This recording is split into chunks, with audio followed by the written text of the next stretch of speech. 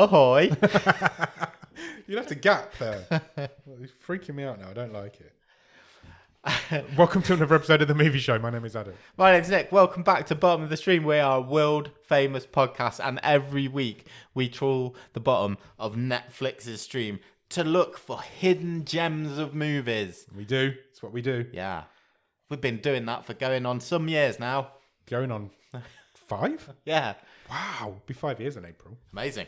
Crazy. No podcasts get that long. I remember when we started, somebody said, if you get past episode 7, you'll be good. Oh, well. And I've had an email from Podbean this week congratulating us on 350 episodes. Wow. So nobody knows if that's true. Because Apple, I think, count it at less than that. Yeah, but exactly. Podbean say more. So they're who we pay, so they're who we believe in. Fine. Somebody should count them. I'm not doing that. Nor am I. I mean, it gets very complicated with like bonuses and waves and yeah. So we didn't do the wave forever. We did the wave. Exactly. The wave started in season 4. Yeah. Maybe. Yeah. I don't know. But an achievement nonetheless. It well is. done. Well done to you too. Congratulations. We're coming up on the end of season 9. We are. We're into the home stretch, I guess. We are. What's this, episode 20? 20. 25? 20. So, We've got 5 left for this season. Yeah. It's been a good season. do you know what? I think, I mean, we'll maybe we'll do a bit of a reflection when we get to the end, but I feel like the quality of movies we've been randomised this season, I feel like this is a strong season overall in terms of movie quality. I agree. Let's see if this movie can keep up that run, shall Yeah. we? So this week we have watched a movie called Redemption of a Rogue. It's an Irish movie from 2020. It is a 15. It runs for 1 hour and 35 minutes and is currently rated at 6.0 out of 10 on IMDb. 6. It's on the higher It's on the high scope of IMDb ratings that we tend to deal with, isn't it? Yeah. I'm surprised. This is not necessarily a reflection of my thoughts. I'm surprised it's that high. Is my initial reaction. Agreed. I'm with you. I agree. This film stars Aaron Monaghan. He plays a guy called Jimmy Cullen. You might know him. He's in Banshees of Inisherin. I felt like I recognised him, but couldn't be bothered to Google where I. He's in the Banshees of Inisherin. Fucking hate that. So all last night I was like, I'm going to say that right. I know how to say it, and now I've done it wrong again. Inisherin. Banshees of Inisherin. He plays Declan in that movie. Mm-hmm. He's also in Assassin's Creed. Is he? Michael Fassbender. Okay. It's one of the worst movies I've ever seen. Also stars a lady called Aisling O'Mara. She plays Masha. And Kieran Roche plays Damien Cullen, or Damo as he is known in the movie. Written and directed by a guy called Philip Doherty. I have nothing on any of those people. Okay. Do you, Nick, have a one-word review of A Redemption of a Rogue? I mean, I think it could only be one word. Go on. And that's bluesy. It is bluesy. Would you say this movie is a musical? I don't think it is, because the cast doesn't break into song. No, I don't think one of the cast is a singer. Yes. But she only sings like once. But music's very important to this movie. Yeah, it's a movie told by a blues band. Yeah. A story told by a blues band. No, I wouldn't say it's a musical. I don't think it is either. I don't think it is. Yeah. I also don't think it knows what it is. But we'll come to that as we go through. Where does this film start, Nick? It's raining. It is raining on a drum. It's raining on I believe on a snare drum, which is just floating in a river or a lake, or rain is a theme. Yes. And we get introduced to a guy called Jimmy. He's our main character in this movie. There's a voiceover as it rains, and he's talking about how everyone craves life, even if you're living in a sewer, the lowest of the low. You're supposed to crave life to be alive. This guy does not. Yes. He is not in a good place. We meet him in a room of nooses. Yes. So he's in this room full of nooses hanging from the ceiling. And he's basically saying he's at a bad point in his life. And this blues singer says he needs to return home to face his demons. Yeah, I've written that down. I said, this is a story of Jimmy Cullen. He is tired of living and breathing, but first he has to return home to face his demons. Yes. Jimmy's going to kill himself, and he's got a few things to do before he kills himself. Apologies, my phone's just stupidly violent. And this is what we do. So we get a little bit of a montage to start this movie of him going home. He gets a lift with a family. Yeah, there's a lot of visual gags in this, isn't there? And this is probably the first one. So he hitchhikes back to his hometown, and he gets in a very small red car and of a family who's going on holiday or moving house or something, and you get a comical shot of him cramped in between the two kids and covered in soft toys. And then over the title card is him walking into town. This looks like a very drab, small town, Irish town. Yeah. And he walks in over the title card. Two men, he walks past a cafe and two men spot him and can't believe that's him. Sure.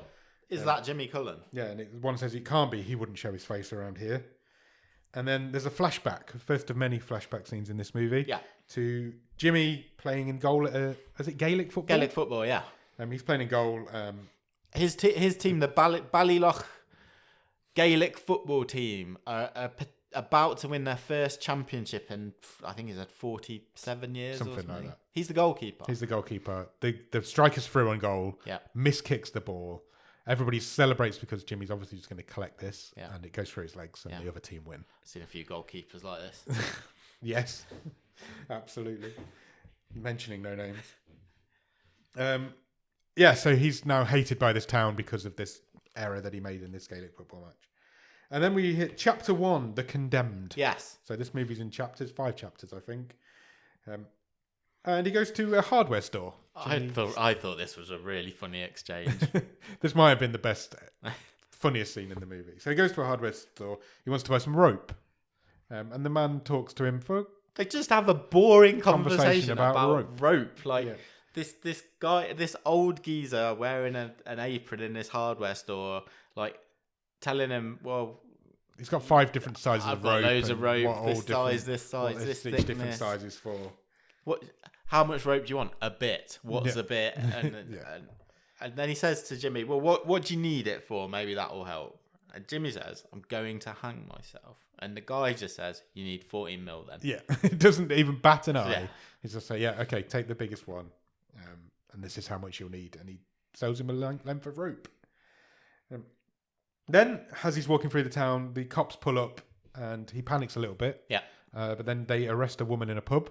They go in a pub and arrest a woman and then drive off. And then he gets to a house down a lane, like a farmhouse, I guess. He goes to the door. Nobody answers the door. It's just ringing. And then so he sits around, hangs around. And then a van pulls up and a man gets thrown out of a van. Yeah. And they have an exchange. This is Damien. Damo.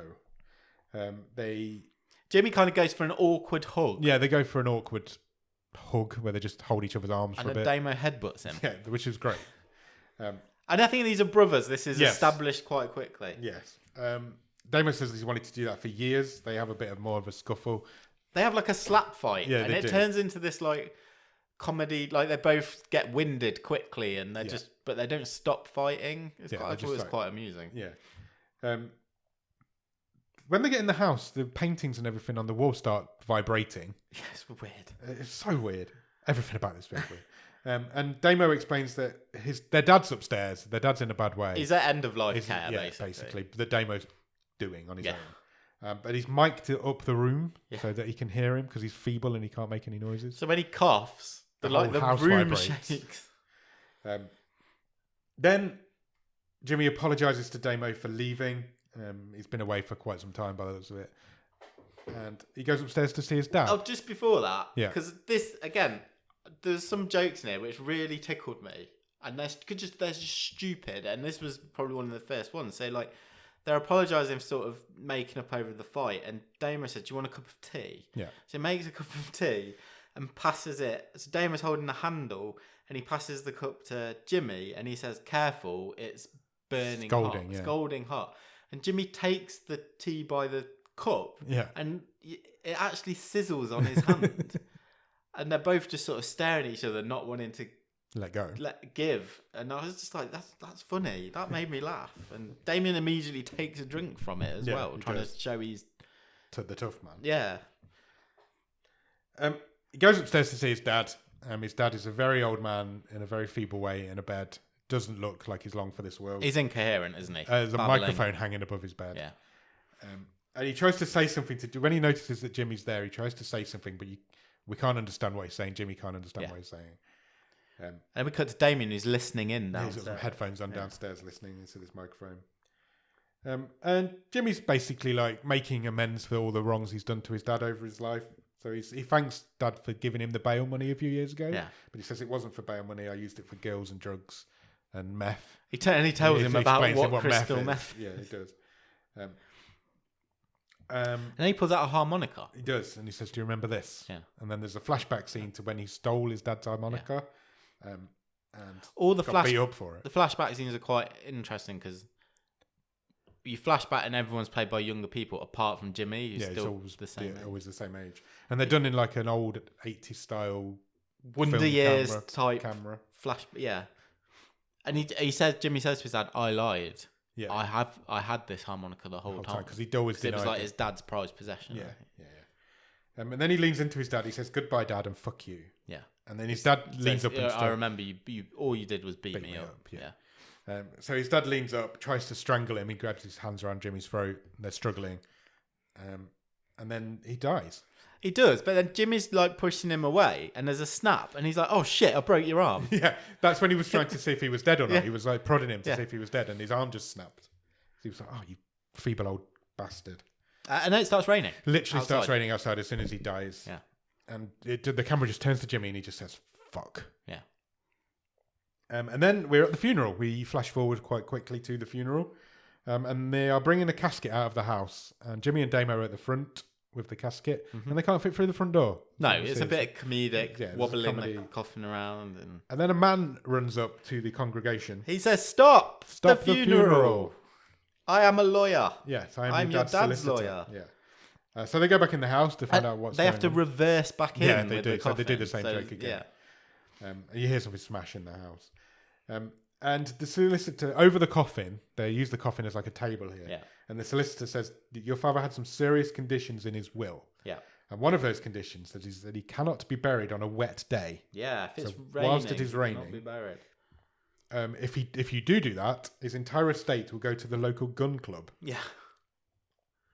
There's a charitable donation. Also, it's going to rain every day for the next week. Yeah. They get their app up on their phone and it's 100% rain every day. Jimmy's like, fuck this, I'm going to do it now anyway. Yeah, let's bury him, let's move on. I don't care about any money. He's probably not getting anyway. I've got things to do. Yeah. And Damo's like, no, we're going to wait. I've been looking after this guy for years. I need this payoff of whatever he's got. I'm having it.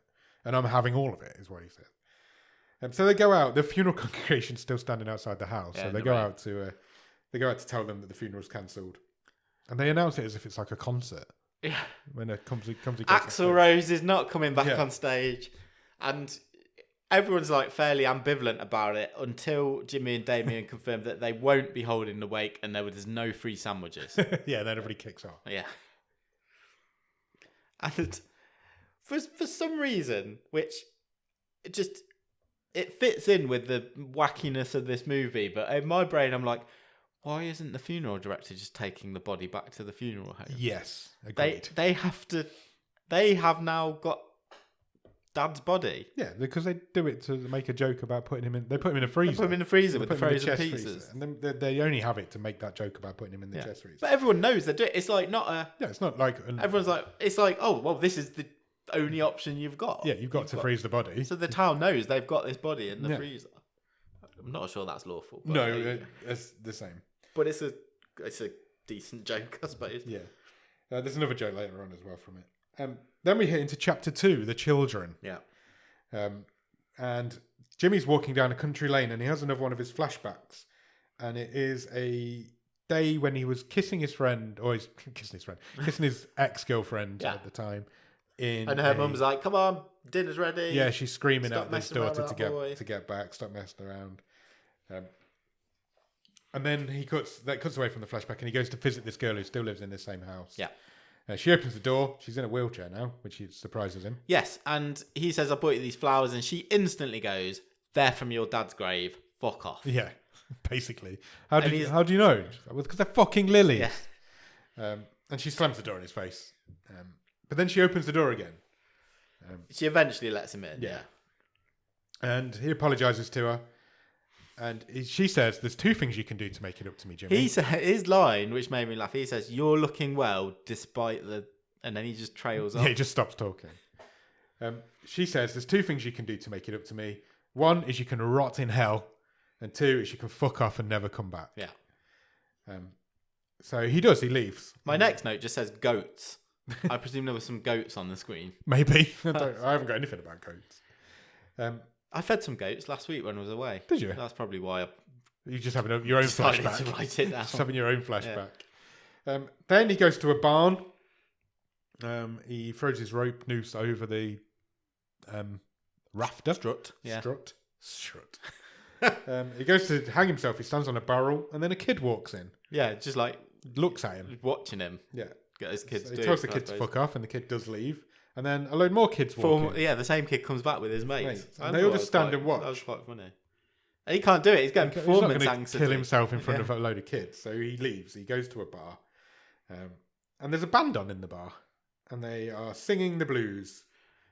And then, but everyone in the pub's singing with him, but not like a sing-along. Yeah. They're just singing with it. It's a blues song. It's a sad song. Yeah, it's a song about the saddest town in the world. I really like this pub scene. It's weird. It's really weird. But I don't know. It just had a vibe. I thought I liked the song, and this next bit where Jimmy's he suddenly imagines we know he's in this bad place. He wants to kill himself, so he finishes his drink, smashes the glass on the bar, and stabs himself in the neck. Yeah, I mean, it's clearly this isn't really happening, but I was like, oh wow, fuck, that's quite bloody, and like I just wasn't expecting it. After that, we cut to chapter 3. We're flying through the chapters. The Pariah. Yeah. He obviously didn't really stab himself in the neck. It carries on from there. And a lady starts singing. Yeah, she joins the band. She does. And all the songs are about rain. Yes. By the way. This one's about it never stopping raining. Because it's still raining outside. It's always raining outside. We don't need to mention it. Proper rain as well. Proper, hardcore raining. The bar starts filling up as she starts singing. And loads of people come in. And then a dude just goes up on the stage and grabs the microphone off and stops her singing. Yeah. And Jimmy gets up to defend her. He sort of steps to because he's a bit entranced by a siren song, isn't he? Yeah, basically.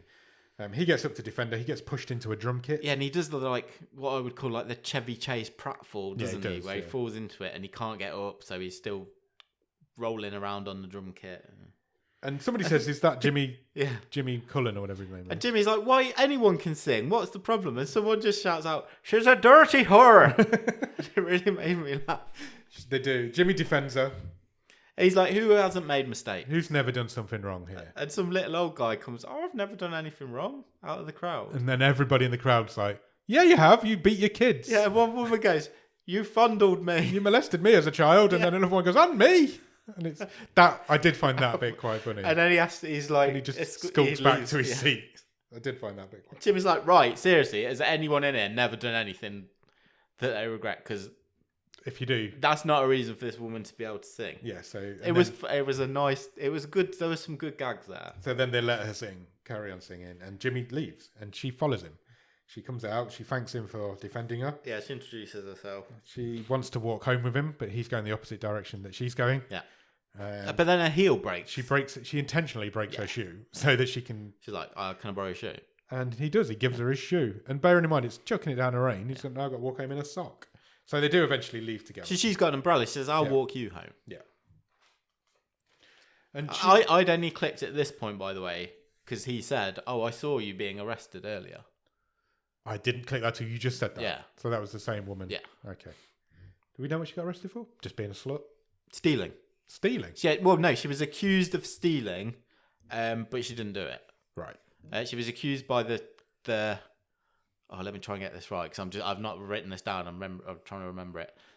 The police sheriff, well, not sheriff, is the island, but the police chief's son had accused her of stealing, but she hadn't. He'd stolen money from the police chief. I have no memory of any of that. But he'd stole money to buy coke, and she'd sold him the coke. Okay, I'll take your word for it. Sometimes I think you watch these movies and I just don't watch them because I have no idea where that's come from. And they talk about their different roles in the town. She says, "I'm the town pariah. Yeah, I am a whore. I'm the woman everyone loves to hate. Yeah, and I'm a proud slut. Yeah." She says, "I like sex."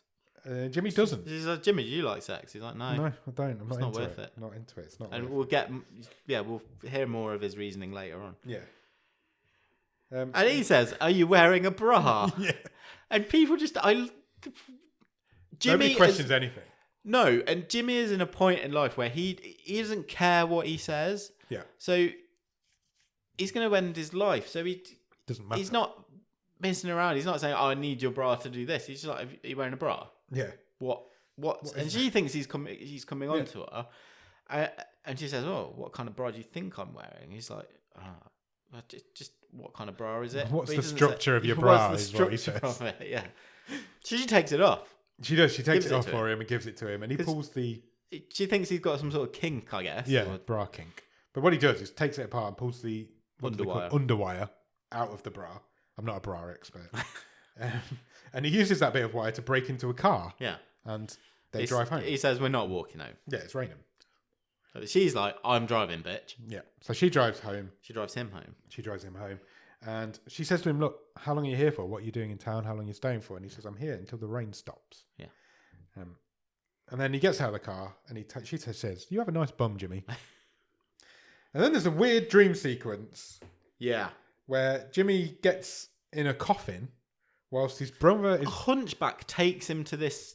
Yeah. Through this old church. Yeah. And there's a bearded lady singing. I thought it was Damo. Oh, was it? I think it's Damo dressed as Masha. Okay. Right. He's singing.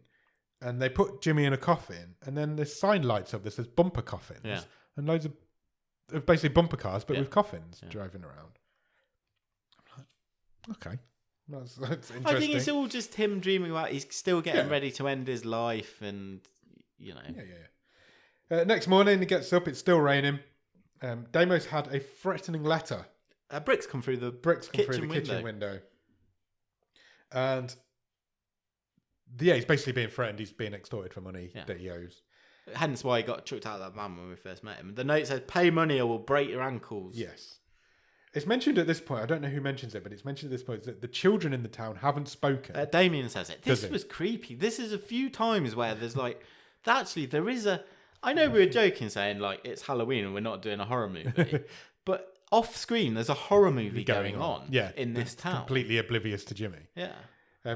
The children haven't spoken since it started raining. Yeah. Basically since no children in the village. Jimmy's dad died. None of the children have spoken a word. Jimmy just looks out the window at the rain. Yeah. Because it's still raining. And he imagines another way that he could kill himself. Yeah, he imagines standing on a wall above a bath of rain. There's an old bath in the Yeah. And he's got a load of appliances around his neck. Yeah. And they're all plugged into an extension cable. So like 2 toasters and a hairdryer. Yeah. And he's going to jump into this bath. But he doesn't. It's a dream. And then he goes back to the bar. And then we cut back and Damien is like right up against him in his face. And he just like whispers, "Do you want a cup of tea?" Yeah. Just a little thing made me laugh. Stupid. Goes back to the bar. He meets up with Masha. They have like a pseudo date kind of scenario going on. She's just dealing coke in between them having a drink together. She makes him dance. He gets up on the dance floor, has a bit of a dance, and then he gets punched in the face. By Biff. The bully's called Biff. I like it. They leave. He explains again why he thinks sex is ridiculous. He tells Masha that he thinks love is a mental illness. Yeah. He's like, why would you open yourself up? He's like, he basically he does this whole speech, which the essence of is basically sex is meaningless because what possible good can come out of 3 seconds of pleasure that might end up with you being saddled with a kid that you don't like, you don't get on with, and you've got to look after for 18 years. Yeah. And she's pretty visibly like shocked at his worldview. Yeah, basically. Next day he gets up again. Oh, there's another dream sequence of her singing. Yeah. Then he gets up again. The window's been smashed again. Yeah, Damien's put some cardboard over and then the other bit of the window's been smashed. He's had another threatening letter. And I don't know if Damien's character was my favourite, but again, because he reads the note again and it says, "Pay up, you motherfucking cocksucker." Yeah. And he's like, Damien's not concerned about this money that he owes. Not concerned by the threats. He's focused on the grammatical structure of this note because he's like, how dare they insinuate that I would not only fuck my dead mother, but also that I would take part in a homosexual act. Yeah. Masha then turns up at the house and she says, "I know how to stop it raining." Yeah. I've got an idea. Yeah. We need to stop it raining.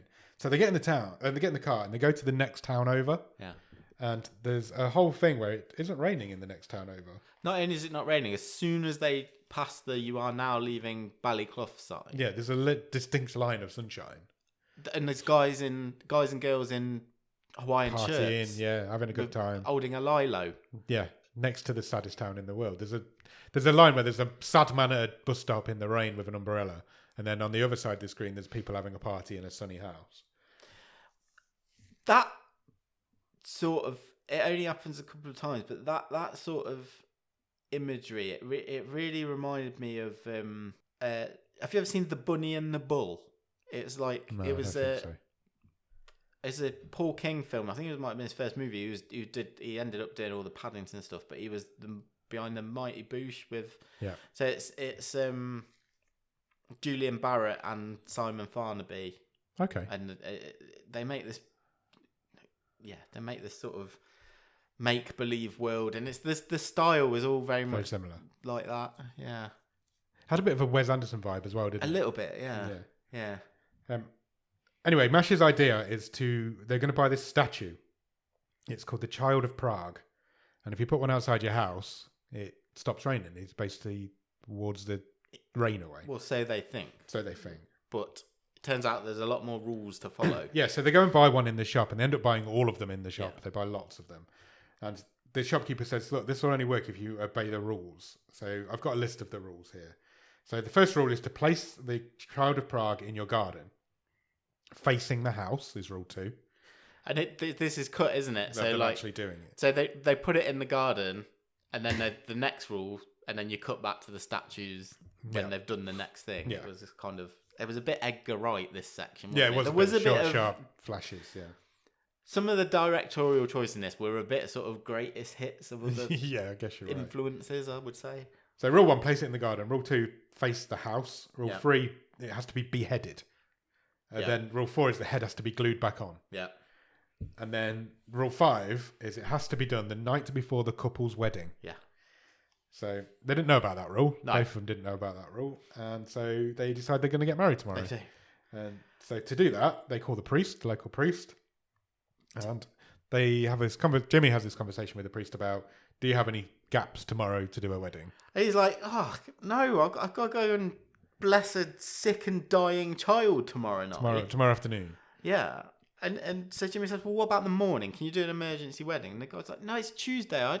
That's my morning off. I usually sit with a cup of tea and watch Netflix. He does actually say I'm watching Netflix. Jimmy says, I can pay. Yeah. And then the gag here is the father goes, I guess I can put off the sick and dying child for 24 hours.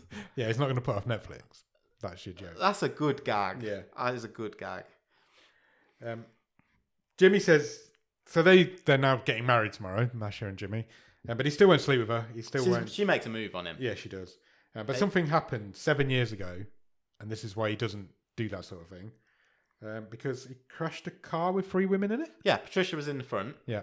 And her friends were in the back. They were driving somewhere as kids. Yeah. He says I was speeding. Yeah. And then they crashed into a lorry or something. And hence her being in the wheelchair. I guess so. She then kisses him, but he still won't sleep with her. He says, will you just stay with me? Yeah. And she does, basically. Mash said to him, are you still going to kill yourself, Jimmy? Yep. And he says, yep. And she says, well, then I hope it never stops raining. Yeah. Then there's a dream sequence of... She leaves early. They have that sex dream sequence. And he has a sex dream. Okay. But there's a bucket of water overflowing. Yeah. And then he wakes up and he's happy now. Yeah, because he's kind of like, oh, I didn't think I had it in it's in me. I didn't know I could do this. So I guess it's him starting to have feelings for her because actually he's realised I can do this. Do sex. Then he gets ready. He gets himself all dolled up. Looks as better than he's done. On. He puts a shirt on. Looks better than he's done in the rest of the movie. And we cut into chapter 4, the plagues.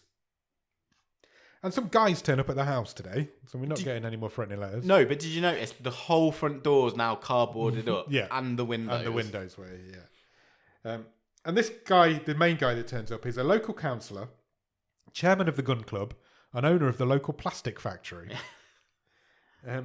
Harry someone. I didn't catch his name.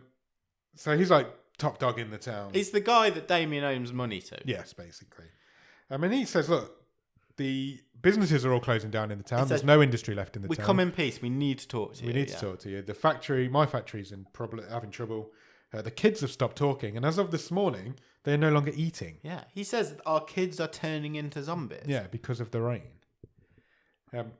So you need to go and bury your father to end this plague. Yeah. And I will even pay for the funeral. Yeah. So everyone's now bought into this. This is Dad's fault. Yeah. He says, we've got to bury him for the sake of the town to stop this rain. To stop this act of God, yeah. That's what he says. And Jimmy says, if this is an act of God, then you're implying that my dad is God. And I'm Jesus. Which makes me the son of God. And therefore I'm Jesus. And he says, have you ever thought that the plagues might be God's judgment on you? Yeah. And he explains the plagues of Egypt and how they would have... They could have naturally happened because one could lead to the other, to the other, to the other. Which was quite good. It was a good speech. And now this rain has started because the planet's heating up because of plastic factories. Yeah. So this... He said, this rain could be your fault. Yeah, my father's nothing to do with the rain, and he will be buried when it stops. It was a really good bit of acting, wasn't it? It was. And then, but just before the guy leaves, because he takes a dig at Jimmy here, and he says, what about your daughter? He says, I'll change your mind. Yeah. What about your daughter? She's not speaking. She's in this. And Jimmy's like, what? What? That's Jimmy's reaction, because he froze up. He's like, I've got a daughter that I don't know about. It makes him. It's like his worst nightmare from what he's told, we've heard probably earlier. Know of Jimmy so far. So he goes out, he steals another car, and when he starts the car, his dad's in the back seat. Yeah. Well, he imagines his dad's in the back seat. And his dad tells him to kill himself. Yeah, he starts screaming Just do it. Tells him to end it all. You're worthless. You're worthless because you killed your own mother. Yeah. And we get another flashback to what happened to his mother. So just after he stole the harmonica, he was being beaten badly by his dad. His mum comes in to try and stop it. Jimmy gets away, runs out into the street. Yeah. His mother follows him. His mother gets hit by a car. Yeah. That's what happens there. You don't see any of that. You just hear the noises outside. Then he goes to Trisha, because obviously if he's got a kid, it's got to be Trisha's. Yeah. He goes to Trisha. She lets him in, even though she said never to ever return to her door. She denies having a kid. Yeah, she says, I would have told you if you had a kid. Of course I would. Don't be ridiculous. Kid. And she's like, you need to leave. And then there's a bell rings. Yeah. And he's like, what's that bell? And Trisha's like, what bell? I didn't even hear a bell. And there's this whole thing about this bell going on. And then she says, and then she does admit there's a bell. She's like, it's my boyfriend. Yeah, he's really tough and he's going to beat you up. Yeah, but he's in bed. He's not very well. And then there's a cough, and Jimmy says, why does your boyfriend cough like a little girl? Yeah. And she says, it's a very specific illness he's got.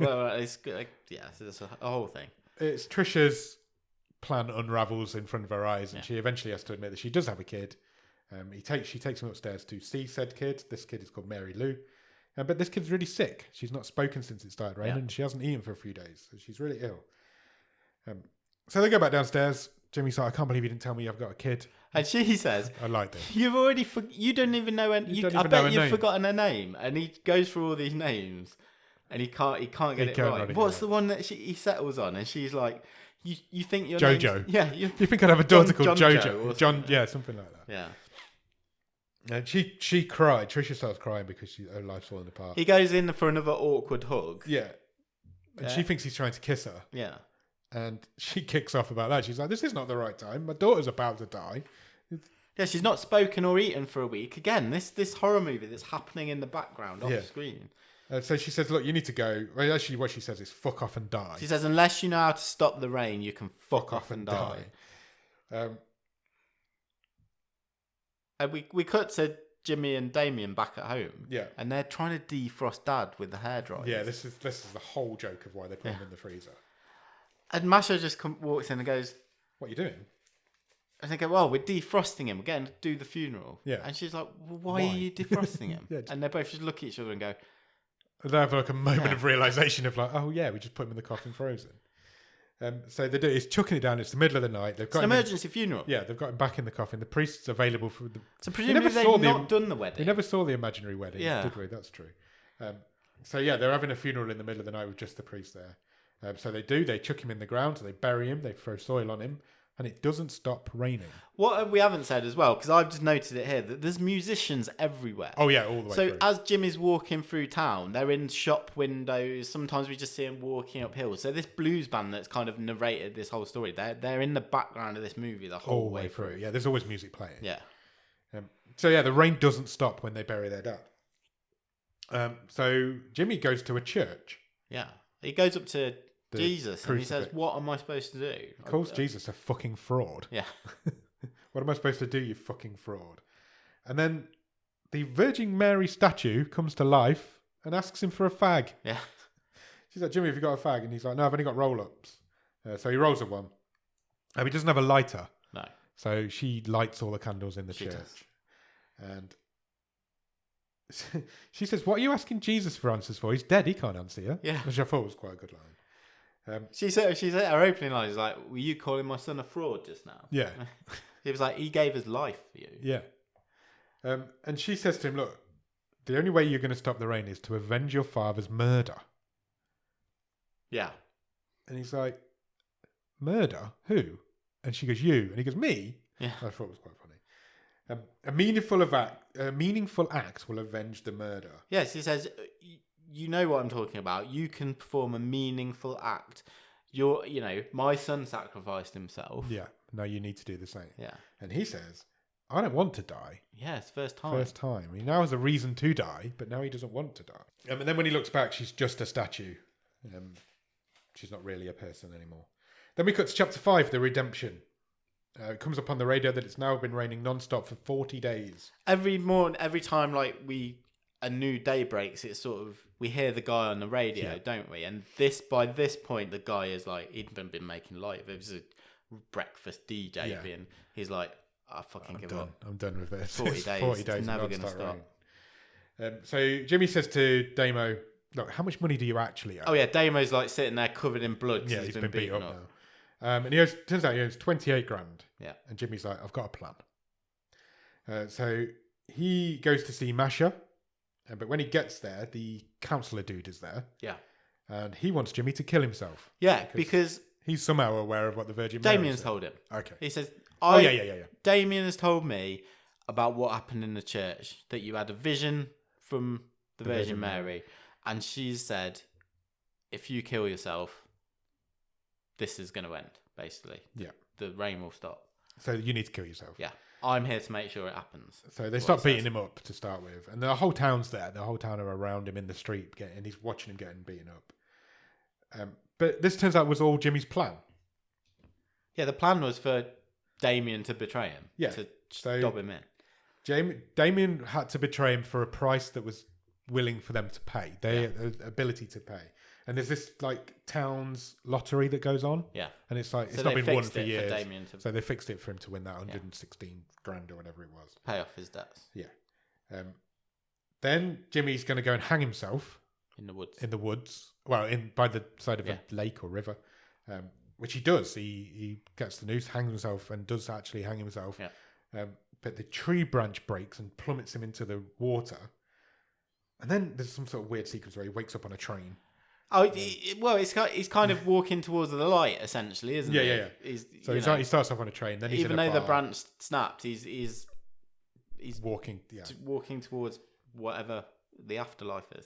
He wakes up. He's first in the train, then he's in a bar, then he's walking up some stairs that have got a bright light at the top. Because he felt, even though the hanging never quite was completed, I guess when the branch snapped, he fell into the lake. Yeah. So he's still dying. So just as he's about to reach the top of these bright stairs, Masha pulls him out of the. He walks into an invisible wall. Well, yeah, doesn't he? Yeah, he does. Which is quite funny. She pulls him out of the water. It's still raining. They kiss whilst lying on the banks of this river, and then it stops raining. Yeah. And colour returns to the town. Children start playing. Children start playing, talking and eating, I guess. And she says, "What did you see? What was there?" And he says, "Nothing. I didn't see anything at death. But the moment I let go, it was the moment that you saved my life." The whole town returns to normal.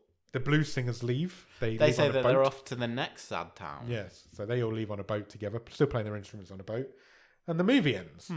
And then there's a post-credit scene of the brothers just standing at the side of Damo's just standing there watching them kiss. He's eating crisps. Whilst eating crisps.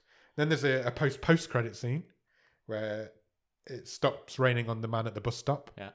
And then there's a post-credit scene of the DJ on the radio declaring that the day is sunny. Yeah. And then the film actually does end. Yeah. 3 post-credit scenes on this movie. Bit unnecessary. What do you think, Nick? I really liked it. Yeah, I knew you would. Like, I properly liked it. I thought it was really funny, and it was like corny, but not too corny. I just thought it was nice. I thought it was a fun film. I wasn't expecting to. No, I wasn't. It wasn't what I was expecting. Which is funny because I was expecting to like it, and I did for the most part, but there's big bits of it I didn't like. But as I was watching it, I was it's weird, isn't it? It's proper weird. But I kind of just embraced it, I think. Some points it goes a little bit too weird for me. The bit in the pub where you suddenly have 10 minutes of just music and all these things happening, I was like, no, this is took a bit of a turn, and I'm here for it. Yeah. I liked the soundtrack as well. As I was watching it, I was like, this is the Nick film. Nick's going to be into this. I really I did like it. I'm sure Nick's going to be into this. I don't know what to say. I didn't not like it. It's clunky at times. It is clunky. I didn't not like it. I didn't hate it, but also I didn't like it. There's somewhere in the middle. It got a lot of chuckles from me. Even there's some scenes in it that are funny. Jokes. There's some scenes in it that are funny. I didn't like the dream sequences and the bit. I didn't like the bit with the Virgin Mary. That sort of stuff. I don't disagree with you. I wasn't into that. The Virgin Mary stuff was a bit heavy-handed. Yeah, it really was. And almost not weird enough. If that had been, yeah, I agree. That was probably the worst. That was probably my low light. I didn't need it. No, I didn't need it. I don't think the film needed it. And also, it just stops raining, and it doesn't. It appeared to stop raining because the film was about to end. And I'm like, so the whole thing was like we thought it was going to stop raining because he's got to kill himself. He's got to bury his dad or end his. But I guess it stopped raining when he fell in love because he'd finished his. But he was supposed to carry out a meaningful act. So was the attempt of suicide a meaningful act? It wasn't his fault that he got rescued. I guess I don't know. I almost thought the meaningful act was that he helped his brother out. Yeah. He helped the town out. I guess which I suppose helped the town out, and he forgave himself and fell in love. I guess so. I mean, it doesn't explain how the dad has the power to curse the town or anything like that. No, but I think you've just got to go with that. Yeah, that's fine. But it did feel like it just started raining because the film was about to end, and I was like, that feels clunky to me. Yeah. It did have its clunky parts. All the way through, we were told you can't bury your dad on a wet day, which they did anyway. Well, and then you've got to do this meaningful act. So there was a change of the rules there, and then he didn't really do a meaningful act, and it just felt like the rain stopped because the film was about to end for me, and it just felt a bit strange. But I guess that they won't say they couldn't bury their dad, but they said they kind of gave up his money as well, didn't they? By burying him when it was still raining. The mention of this curse is never mentioned, of why he has a curse or how he's doing the ability to. I sort of took it as that was left open to like, did that just gather momentum because it had got around town and because like you said a minute ago, there's this whole horror movie of these kids going on in the background, which is completely not explained. Isn't that a weird gimmick? Like, it's such a strange. But I thought it was kind of cool. Yeah, I liked it. But I would like to have seen more of it. There's another movie happening concurrently with this movie we're watching. Yeah. That's, again, it's which weird, arguably might be the better movie. It might be. But I thought the performances were good. Yeah. I think there's some memorable characters. I mean, maybe I'm a cheap laugh, or I'm getting. No, you're definitely a cheap laugh. I feel like that's a fact. I feel like I'm being very nice to these last few movies, but every time Damien was on screen, I really Damien chuckled. was great. Damien was the highlight, definitely. You're a cheap laugh, I'm a cheap scare. That's how we work. Damo was the highlight for me. I don't know if I liked Jimmy as a character, but I think I did overall. But I could have done. I agree. Didn't need the dream sequences. I don't know that the dream sequences. I think if you took them out, I don't think it makes a difference. I don't either. The same with the blues band being in the background all the way. No, I'm not taking the band out. No, I'm not saying take them out. It's like we need to make this film look more Irish, and I feel like that's what they did. the whole sequence with him having a kid felt like it went nowhere. But then that was the reason why he did what he did at the end, I guess. It just felt a bit clunky for me. But the like I say, the fact that like having just the bands in the shop window as he's walking along and just sitting on the street corner is just I like that. It's just, that's the quirkiness of it, isn't it? It is very quirky. I'm aware some people will watch this and you might be one of them and go, "That's just being quirky for quirkiness." Sake. Yeah, and it was. I think, in my opinion, I wasn't disappointed when this film ended. Let's put it that way. Yeah, I could have. But then I could have had another 10 minutes. Nick's gonna fucking love this. This is a Nick movie. I was told whilst I was watching this that this is an arty-farty movie, and I think it is a bit, but I don't think. Did you think that's the dream sequences, mate? If they're not in it, is it as arty-farty? No, and I think they were attempting to go for the arty-fartiness of this movie, but I don't think they quite hit it. But I think it wants to be an arty-farty movie, but it's not. It's not. Yeah. I don't think it knows what it is. I genuinely don't think it knows what it is. It's a black comedy for definite, but also there's a horror movie going on in the background. And at times it's quite sweet. Yeah. Because Jimmy is both worn down, broken, but also quite naive, isn't he, in a lot of ways? I enjoyed it. Cool. Yeah. I'm glad you enjoyed it. What's the best thing about it? I mean, I think genuinely it's one of the... I think it's one of the most... Of all the movies we've ever seen, I think it's one of the most chuckles raised with me. Oh, wow, okay. Just because we don't see that many comedies. That's not as big a praise as I'm probably making it sound, because... we certainly don't do many dark comedies. We don't do that many comedies, and we don't do...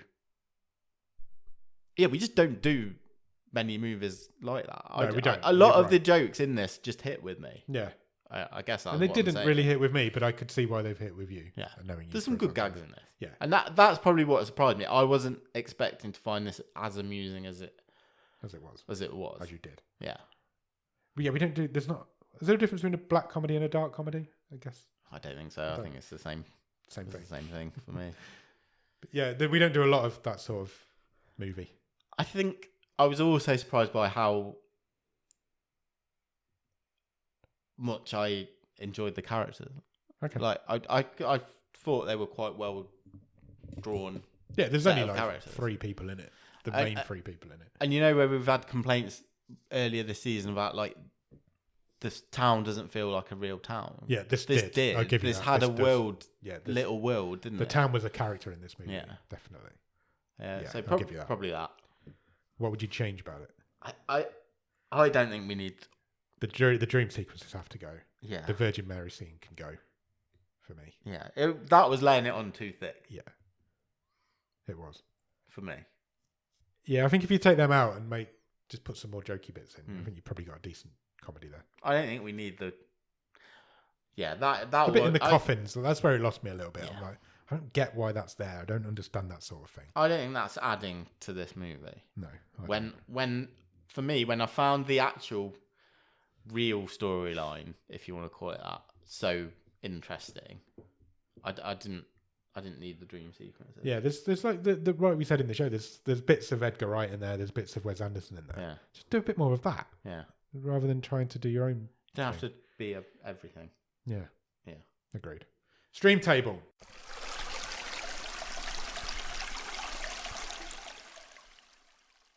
Yeah, I feel like this could be a tricky one. Agreed. This is the 20th film of the season going into the 20th spot on the stream table. Where are we putting it? Where do I start reading from? For me, it's in the top 10. Okay. I'm not really sure where in the top 10. But I'm guessing you're going to be some way below. I don't know. I genuinely don't know where I am in there. I think I know where I would like to put it. Let's start there then. Should we start there? Start there. I think it's 5th. Wow. I really enjoyed it. I think it's 5th. Okay. I think we might have a problem here. Yeah, I think we have. I think it's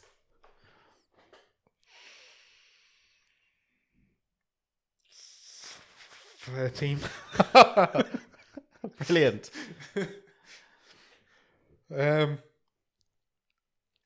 Okay, well, I don't know what we do here. We've not been this far apart for a long time. You think it's fifth? You think it's better than The Humans? Yes. Yeah, I don't know if it's a bad movie. I'm going on. My gut feeling is I enjoyed it more. It feels like about the right place. Okay. Of how much I enjoyed this movie. Before we start, right, we're both going to have to give up something. Yes. Considerably. Let's get that out on the table straight away. I am not suggesting this is going to end up in fifth place. I just want to say, for the record, that's about where I would have it. Okay, I will give you an offer. Where have you got it? 13th. 13th. I've got it in my brain of what I'm prepared to accept. So you make me an offer. I'm prepared to offer you 10th. 10th, okay. So just below Paradise and just above Cadaver. So in my brain, and it pains me to put it above Cadaver. In my brain, I think it being in the top 10 is a decent result. Okay. I mean, I really, really like Catty Catty. I really my struggle counter with how low that's going down. My counter offer would be, can we just move it above Paradise? Remind me what Paradise is. It was Samuel Holland's Wild Card. That we only did it a couple of weeks ago. The German movie about buying time back. Oh yeah, the one I had completely forgotten that movie. So already, we did it 2 weeks ago. If I were to counter offer and say, can we just squeeze it up one more? I'm not happy with it being above Cadaver. But you're okay with it being above Paradise? Yeah. Yeah, but I will not allow it to be above Catty Catty. I will take those terms if we can move it up one more. So just below Catty Catty and just above Paradise. We'll have it 9th. Okay. Yes. It pains me a little bit. I think this is a you movie and Cadaver is a me movie, and I think that's why. Yeah. This is a tough... Because everything's good in this table. This is what's making it tough. It is. It's not like there's any bad films in this in that part of the table. I think... Generally, I think there's 16 good films in this out of 20. Yeah. You know, there's various levels of good. Yeah, of course. But 20 levels. But yeah. I look at Freaks, You're One of Us, which is about to go 16th. That's a really good 16th best film. It really is. Any other stream table, that's in the top 10, easy. Maybe, yeah. Yeah. I would,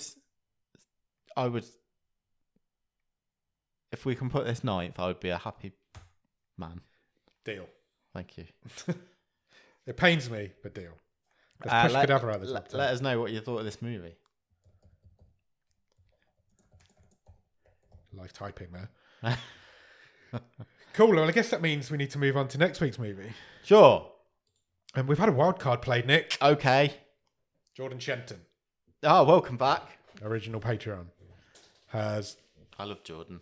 Everybody loves Jordan. I don't think it's possible to not like Jordan Shenton. No. I think he's just a genuinely nice guy. Who I miss. He doesn't podcast enough and he needs to podcast more. Get podcasting, you dick. However, I think this is going to be quite a heavy movie that he's picked. Okay. It's going to be a tough talking point. It's not going to be a fun movie because he has picked a movie called To the Bone. Oh, really? Okay. So I know a bit about this movie. Yeah. I think I put it on the long list. It's been on the long list for a while. I think it was controversial when he went on there, but... Okay. Well, look. Yeah. Okay. Carry on. Oh, I've just gone on the page and there's an advert on the top of IMDb for a new movie by A24, which always excites me. And then the top line says Nicolas Cage. Okay. It excites me even more. I'm going to check that trailer out in a minute. Right, To the Bone is from 2017. It is a 15. It runs for an hour and 47 minutes and is classed on IMDb as a drama. Okay. Nothing else. Good. Just drama. I like the definition. Okay, so the synopsis. Do you want the synopsis? Yes, please. Ellen is a 20-year-old woman struggling with anorexia. In the midst of family problems and her own fears, she is accepted into a group home run by an unusual doctor. Through the people she meets and the journey she takes, Ellen follows a path of self-discovery and acceptance that will lead her to a surprising place that she never would have thought possible. Okay. Do you want to know who's in it? Yes, please.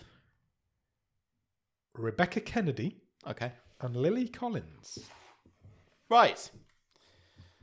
From Emily in Paris herself. Emily in Paris, indeed. Look, never let it be said. Look, no topic is off the table, I guess is what I'm trying to say. No, absolutely. And I will look forward to doing an episode on this movie. Same. It's going to be a tough one. I think it's not going to be easy. But yeah, we'll just see what happens. Good. Yeah? Yeah. Good wildcard playage, Jordan. Yeah. Let's see what happens with that one. Only got one wildcard left now after this season, for the rest of this season. Okay. Ross Cook's coming in last. Good. See what he comes up with. Right, so let's get out of here, shall we? So what you need to do is go and watch To the Bone. Yeah. And then whilst you're doing that, or before you or after you do that, follow us on Instagram and Letterboxd at BOTS_podcast. If you want to drop us an email, our email address is bottomofthestream@gmail.com and our website is bottomofthestream.com. On our website, you will find every episode we've ever recorded, all the stream tables, loads of other cool stuff, and you can even get some merch if you want to buy a Bottom of the Stream Vase. Put your flowers in. Yeah, why not? Lilies. Yeah, sure. After you've done that, head over to Patreon, patreon.com/bottomofthestream. On there, for £5 of your English pounds every month, you will get early access to episodes. You will get the occasional bonus episode. But most importantly, you will get a wild card, which means you can do what Jordan's just done. Pick a film. We will watch it. We will talk about it for an episode. And if you pick the best one of the season, you'll win a prize. And then when you've done that, head over to Discord. The Discord is a wonderful group of wonderful people that talk about anything. We talk about all sorts of crap. We do watch-alongs. We've got a watch-along coming up this Sunday, which you will have missed by now, but the next ones will be next month. We do one every month. Loads of other stuff. We play games. We do all sorts in there. It's great. Come into the Discord. The Discord link will be in the bottom of the show notes. If you can spare a few minutes, please consider leaving us a rating and or review anywhere you can review or rate podcasts, because it really helps. It helps raise the profile. It helps get our podcast in front of more people's eyes. And that means they might put us in their ears. And that means we can get more people in the Discord, make more friends, just have a good time. Absolutely. Do all of that. We done? Oh, you can find us anywhere that you find podcasts. Spotify, Apple Podcasts, Podbean, Podchaser. There's hundreds. We're on them all. Come find us. We are indeed. So yeah, go out and watch To the Bone, and we will be back on Monday for The Wave and next Thursday for the movie show. Cheers! Bye!